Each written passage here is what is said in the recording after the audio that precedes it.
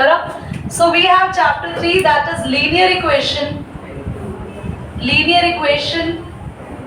in two variables. So I would like to explain class कि पहले मैं आपको इस चीज का मीनिंग समझा दूं, that's more easier. Linear equation का मतलब होता है कि आपके पास जो भी वेरिएबल होगा उसकी जो पावर होगी वो 1 होगी. मतलब 3x plus 7y is equal to 0, 7y plus 9x is equal to 1, 9 by 2x plus 5 by 7y is equal to 0. तो आप नोटिस करो किसी भी टाइप की इक्वेशन हो, आपको x और y की मैक्सिमम और मिनिमम जो पावर मिलेगी दैट इज ऑलवेज 1. कभी भी स्क्वायर नहीं आएगा इस चैप्टर में. सेकंड थिंग इज 2 वेरिएबल्स आपको देखने को मिलेंगे. मतलब हर क्वेश्चन में आपको 2 अल्फाबेट देखने को मिलेंगे. There are 2 variables. नंबर्स तो कोई भी हो सकते हैं, पर वेरिएबल आपके पास यहाँ पर एक्स वाई या फिर ए बी या फिर पी एन क्यू. तो मतलब वेरिएबल 2 रहेंगे एक इक्वेशन के अंदर. 9x plus 0, 9x plus 8 is equal to 0. ये वाली इक्वेशन आपको इस चैप्टर में नहीं मिलेगी क्योंकि इसमें वेरिएबल देखो बस एक ही है x. वेरिएबल 2 होने चाहिए थे. x के साथ कोई भी एक और अल्फाबेट होता तो ये इक्वेशन फिट होती हमारे पास इस चैप्टर के लिए. तो कुछ ऐसा कह सकते हैं कि इस चैप्टर में हमारे पास जो भी इक्वेशंस होंगी उसमें 2 वेरिएबल्स होंगे और वेरिएबल्स की मैक्सिमम पावर 1 जाएगी. बेस क्लियर हो गया? सो ये टेबल यहाँ पर जो लिखा है that is the base for chapter 3 first exercise. First exercise actually जो पुरानी बुक की 3.1 एक्सरसाइज थी वो डिलीटेड है. तो ओल्ड बुक के अकॉर्डिंग हम एक्सरसाइज 3.2 कर रहे हैं जो कि न्यू बुक में एक्सरसाइज 3.1 है. अभी ये टेबल को आपको फॉलो करना है. ध्यान से सुनेंगे. अगर आपके पास एक ग्राफ में बनाऊं और यहाँ पर मैं ग्राफ में 2 ऐसे लाइंस आ रहे हैं मेरे पास. एक इक्वेशन थी x plus y is equal to 0 और एक थी x plus y is equal to 1. मेरे पास 2 इक्वेशन थी, मैंने दोनों के ग्राफ्स बनाए. अब दोनों इक्वेशन के जब मैंने ग्राफ्स बनाए तो जो ये 2 लाइंस आई, ये दोनों लाइंस कैसी आई है बच्चों? Parallel lines. बात समझ में आ रही है? तो बच्चों यहाँ पर ग्राफ कहता है कि जो पैरेलल लाइंस होती है उनकी इक्वेशन को क्या नाम दिया जाता है? Inconsistent equations. अब मैं ये वर्ड भी क्लियर कर देती हूँ. What is inconsistent equations? Actually बच्चों कभी भी ग्राफ पर अगर पैरेलल लाइंस बनती है तो पैरेलल लाइंस जो होती है वो कभी भी सॉल्यूशन नहीं दे पाती ग्राफ का. मतलब ऐसा कह सकते हो कि पैरेलल लाइंस क्योंकि कहीं पर एक दूसरे को कट नहीं करती तो इन लाइन से कभी भी हम सॉल्यूशन नहीं निकाल पाते. ये 2 ऐसी लाइन है जिन्हें आप कैसे भी सॉल्व कर लो x और y की वैल्यू आ ही नहीं सकती. इन इक्वेशंस की x y वैल्यू कभी फाइंड आउट नहीं होगी क्योंकि इन इक्वेशन के कैसे ग्राफ बन रहे हैं? पैरेलल. जिनका ग्राफ बनता है तो वो 2 इक्वेशन कभी सॉल्व नहीं होगी. तो मैंने यहाँ पे भी क्या लिखा है? और साथ में इन इक्वेशंस की कोई वैल्यू एग्जिस्ट नहीं होगी क्योंकि ये सॉल्व नहीं होगी. तो इन्हें बोलते हैं इनकंसिस्टेंट इक्वेशंस. इनकंसिस्टेंट जो कंसिस्टेंट नहीं है मतलब जिनकी वैल्यूज नहीं आ सकती. इसका मतलब अगर आपके पास 2 इक्वेशंस हैं जिनका ग्राफ कैसे बन रहा है, ध्यान देना. एक पॉइंट पे कट कर रही हूं अगर वो 2 लाइंस एक दूसरे को, या फिर वो 2 लाइन एक दूसरे के ऊपर बन रही हो. एक लाइन ऐसे बनी और दूसरी लाइन उसी के ऊपर बन गई, बिल्कुल सेम ओवरलैप, एक के ऊपर एक सैंडविच. इस तरीके से लाइंस आ रही है. दीदी पहले तो ये बता दो कि हमें पढ़ाना क्या चाह रहे हो. आधों के माइंड में ये क्वेश्चन मार्क आ गया कि हम कहाँ ग्राफ्स पर कूद गए. एक्चुअली क्या है, पूरे चैप्टर में हम डील करेंगे 2 इक्वेशंस को और उन 2 इक्वेशंस को हम लोग अगर ग्राफ्स पे बनाए तो हमारे पास 3 टाइप्स के ग्राफ्स बन सकते हैं. One we have parallel type of graph, next we have intersecting type of graph, next we have 1 के ऊपर एक और line coincident type of graph. अगर आपकी इक्वेशन का ग्राफ कैसे आया तो हम कह सकते हैं वो 2 इक्वेशंस ऐसी इक्वेशंस हैं जिनको कभी सॉल्व नहीं किया जा सकता और उन दोनों इक्वेशंस को हम इनकंसिस्टेंट बोलेंगे.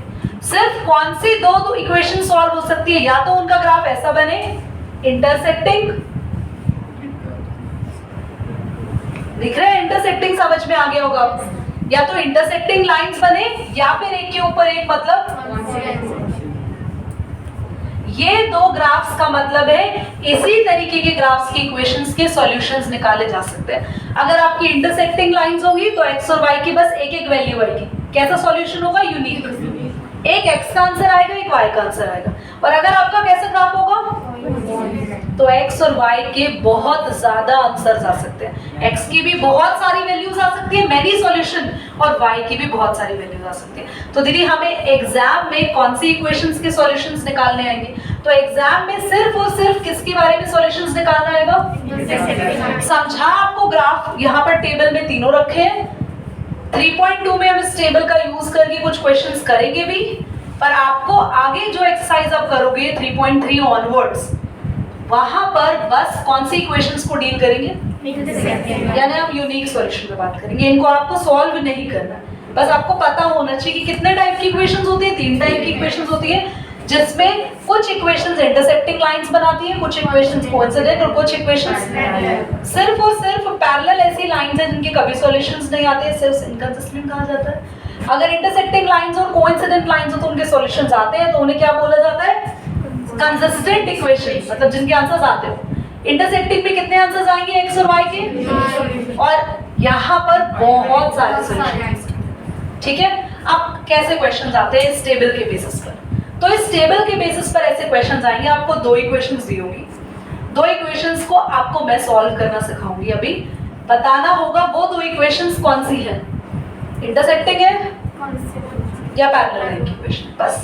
तो टेबल में हम यही चीज काम लेंगे। और सॉल्यूशन इक्वेशंस की कौन सी ग्राफ के आएंगे, कौन सी लाइंस के आएंगे? बस पॉज करो, स्क्रॉल करिए, ये नोट कर लो एक बार ना, एक बार। From the pair of linear equation the following problem find the solutions graphically. Okay, हमें graphically solution निकालना है क्लास। फर्स्ट क्वेश्चन को देखेंगे। फर्स्ट क्वेश्चन क्या कह रहा है आपके पास? बुक घुमाना है। First question is saying 10 students of class 10th, class 10th के कितने स्टूडेंट्स? 10 स्टूडेंट्स मैथमेटिक्स क्विज में पार्टिसिपेट कर रहे हैं। लाइन क्लियर है? Okay. If the number of girls के नंबर क्या है?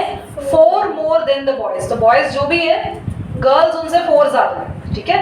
और आपको बोला है find the number of boys and girls who took part in the quiz।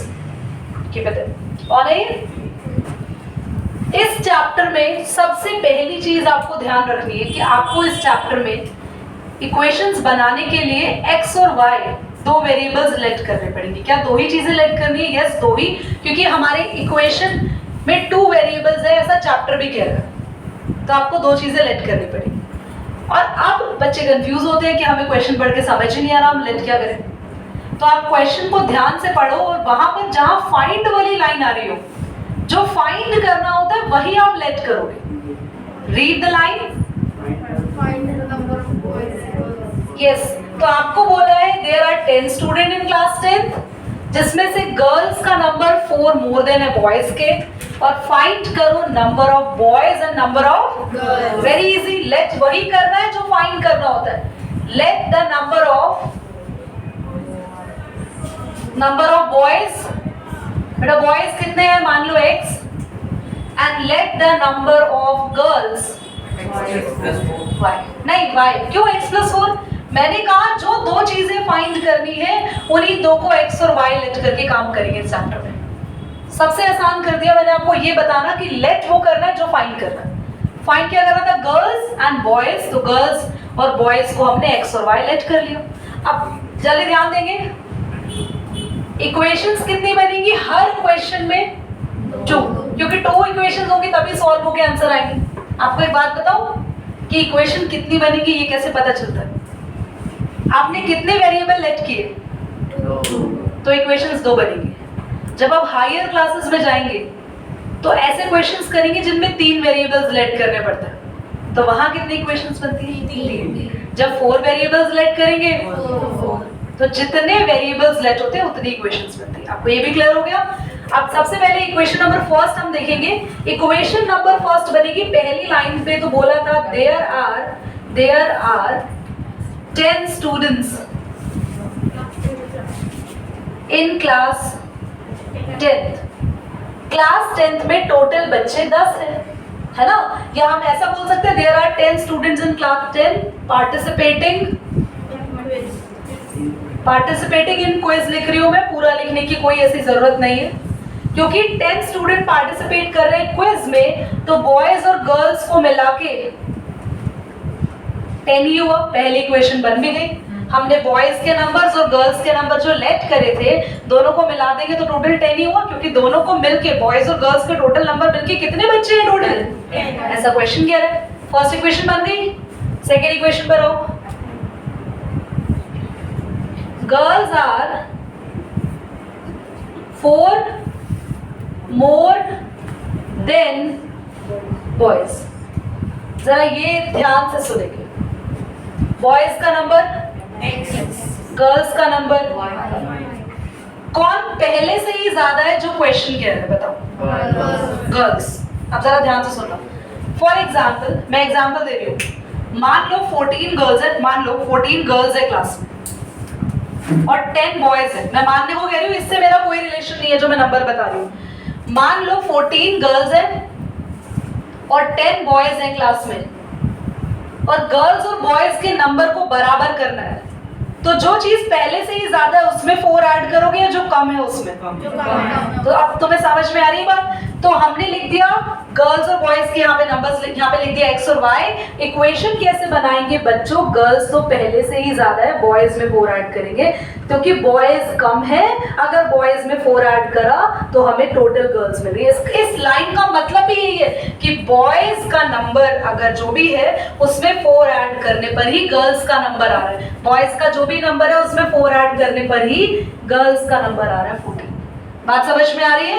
क्योंकि इक्वेशन बनाने के लिए ये ध्यान रखना है, जो चीज पहले से ही ज्यादा है उसमें ऐड नहीं करना, क्योंकि हम इक्वेशन बनाने के लिए बीच में कौन सा साइन लगाते हैं? बोलो, इक्वल।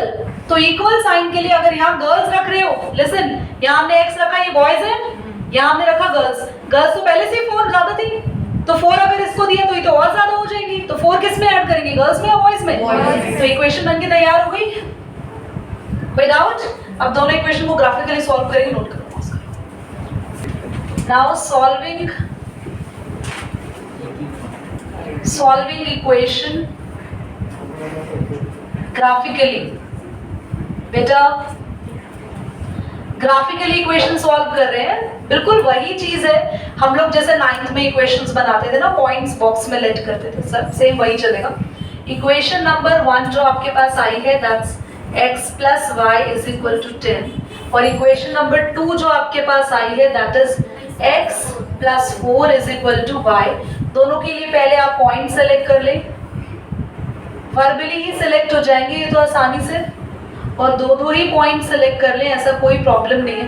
एक्चुअली कुछ टीचर्स कहते हैं 3 के लिए, उससे पता है 3 पॉइंट से ना एक्चुअली ये होता है बच्चों, हमारे ग्राफ के गलत आने के चांसेस खत्म हो जाते हैं, हमारी गलती नहीं होती। तो अगर आप 3 पॉइंट्स लेके चलते हैं तो इसीलिए 3 पॉइंट्स सजेस्ट करते हैं, कर लेते हैं 3, चलो कोई नहीं।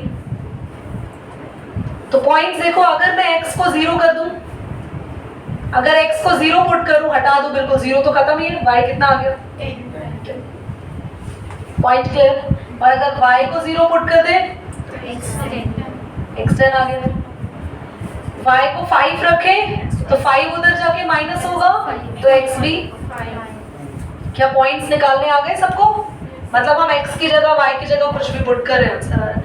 इधर देखो जल्दी से, यहाँ पर I will going to put on behalf of x, मैं x की जगह यहाँ पर रख रही हूँ -1, -1 नहीं रख रही, 1, x की जगह 1। अगर 1 रखेंगे 5 आ गया, करेक्ट। और हम x की जगह रख रहे हैं, x की जगह 0 रख दो, कोई बात नहीं, x की जगह 0, y 4, और y की जगह 0, तो x क्या, ये देखो y 0 हो गया, तो ये वैल्यू 4 इधर आके क्या हो जाएगी, जल्दी बोलो। समझ गए? क्लियर है ना? कोई डाउट तो नहीं है? ये आता है ना सबको? रेयांश क्लियर? चलिए तो ग्राफ बनाते हैं। ग्राफ मैं यहाँ पर रफली ड्रॉ कर रही हूँ, आप लोग ग्राफ पेपर पे ड्रॉ करना पूरा प्रॉपर। तो हमारे पास टोटल देखो 10 तक नंबर जा रहे हैं, 1 2 3 4 5 6। बिकॉज ऑफ स्पेस मैंने थोड़ा थोड़ा गैप लिया, पूरे एक एक बॉक्स का गैप आराम से ले सकते हैं। -1 -2 -3 -4 1 2 3 4 5 6 7 8 9 10। ये x है बच्चों, ये x डैश, ये y है यहाँ पे, और दिस इज y डैश। -1 -2 -3 -4। चलिए पहले फर्स्ट इक्वेशन बनाए। Stop writing everyone, stop writing. x 0 है तो y कितना है बच्चों? 10। पॉइंट यहाँ होगा ना, y पे 10, x पे 0। अभी x पर 10 और y 0, और यहाँ दोनों पे 5, यहाँ से भी 5 और यहाँ से भी 5, पॉइंट कहीं यहाँ लाई करेगा। तो क्या ये लाइन आपकी आ गई बच्चों सीधी एकदम स्ट्रेट? और जब भी हम लाइन बनाते हैं तो प्लीज याद रखना उस लाइन पर आपको इक्वेशन लिखनी होती है। समझ में आ गया?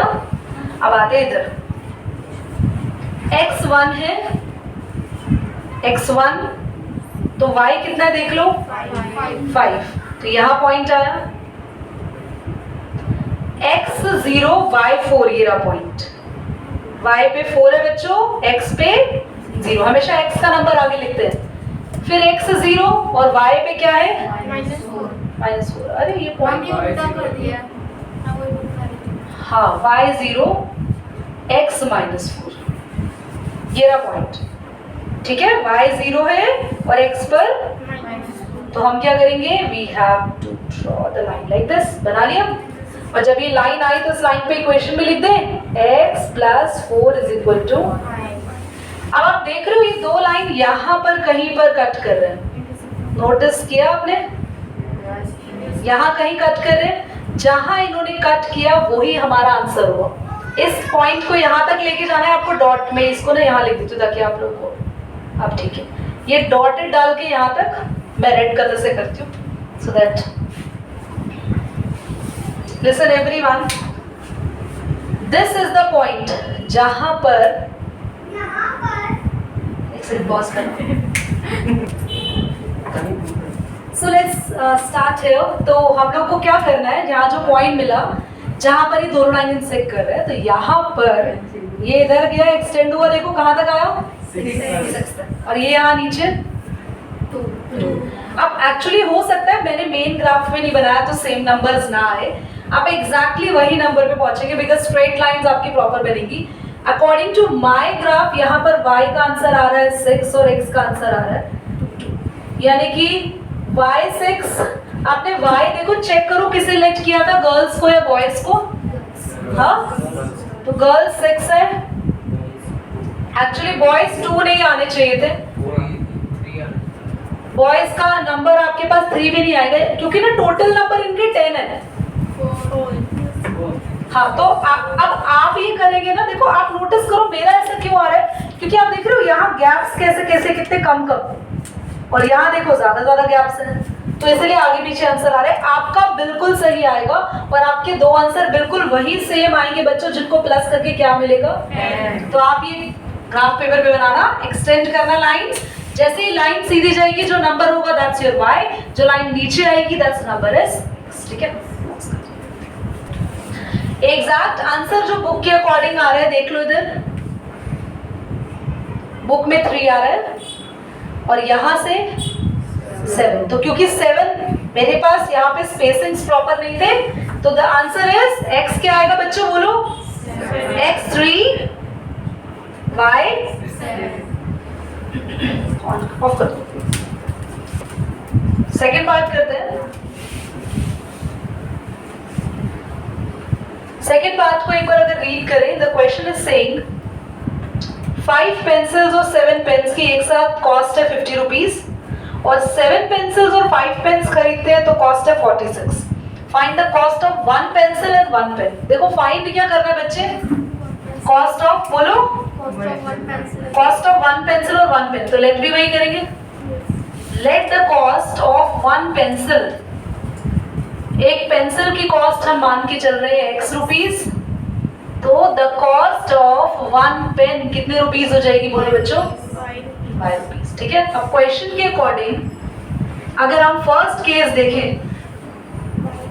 कितनी पेंसिल्स है? 5 पेंसिल्स। बच्चों अगर एक पेंसिल 10 रुपीज की है तो 5 पेंसिल्स कैसे पता चला? 10 को 5 से, एक की कॉस्ट पता होनी चाहिए थी, फिर तुम्हें जितनी पेंसिल्स खरीदनी है उस नंबर को मल्टीप्लाई कर दो। यहाँ पर भी हमें पता है एक की कॉस्ट, दैट इज, तो 5 पेंसिल्स की कॉस्ट हो गई, x को 5 से मल्टीप्लाई कर दिया। समझ में आ रहा है बच्चों? साथ में हमारे पास एक पेन की कॉस्ट थी y, हमने खरीदे कितने पेन है? तो 7y हो गया। और क्वेश्चन कह रहे हैं दोनों चीज खरीदने के बाद आपने टोटल पैसे कितने पे किए? क्या ये क्लियर हो गई इक्वेशन? अब हम सेकंड इक्वेशन पर आते हैं। सेकंड में बिल्कुल रिवर्स हुआ है। सेकंड केस में क्या हुआ बच्चों? सेकंड केस में यहाँ पर 5 पेंसिल्स थी, यहाँ 7 पेंसिल्स हो गई। यहाँ पे 7 पेन्स थे, 5 पेंसिल्स हो गई। और कॉस्ट कितनी हो गई? एक बार और समझ लो, आपने करा क्या, इक्वेशंस कैसे बनाई? आपने यहाँ पर एक पेंसिल और एक पेन की कॉस्ट लेट कर ली और आपने टोटल कितनी पेंसिल्स खरीदी है? 5। तो एक पेंसिल की कॉस्ट को किससे मल्टीप्लाई कर दिया? तो 5 पेंसिल्स की कॉस्ट आ गई। ये क्या है? Actually cost. यहाँ पर एक पेन की कॉस्ट को 7 से मल्टीप्लाई कर दी, ये भी कॉस्ट आ गई पेन्स की, और टोटल कॉस्ट कितनी दी है? 50। इसलिए 50 के इक्वल कर दी। इक्वेशंस बन गई। तो दोनों इक्वेशन को ग्राफिकली आप लोग घर से ट्राई करके आएंगे। नहीं हुआ नो इश्यूज, मैं नेक्स्ट क्लास में करा दूंगी इसका ग्राफ। ओके, सॉल्यूशंस आप लोग खुद से ट्राई करना, और अगर नहीं सॉल्यूशंस अगर नहीं निकले, because the time is lacking, red button करो और हम नेक्स्ट में करेंगे।